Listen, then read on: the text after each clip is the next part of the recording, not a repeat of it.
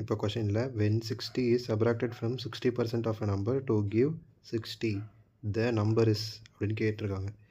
இப்போது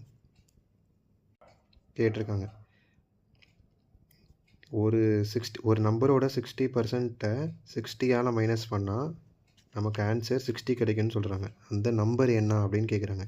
ஸோ 60%-ஐ நம்ம 60 divided by 100 அப்படின்னு எழுதிக்கலாம். அந்த நம்பர் நமக்கு என்னன்னு தெரியாது. ஸோ அது எக்ஸ்ன்னு எடுத்துக்கிறோம்.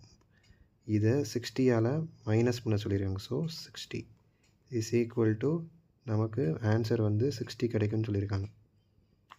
ஓகேவா? இப்போது இந்த 60 பை 100 இன்ட்டு எக்ஸ், இந்த 60 அந்த பக்கம் போயிடுச்சுன்னா 60 plus 60 60 by 100 into x is equal to 120 அப்படின்னு வரும். 120 வருமா?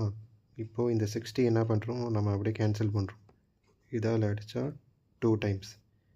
இப்போது x is equal to கீழே இருக்க இங்கே டிவிஷனில் இருக்க 100 வந்து அந்த பக்கம் பண்ணால் மல்டிப்ளை ஆகும். So 100 into 2 x is equal to 200 அப்படின்னு வந்துடும். இதுதான் நமக்கு ஆன்சர். இப்போது 200 எங்கே இருக்குது? டி ஆப்ஷனில் இருக்குது.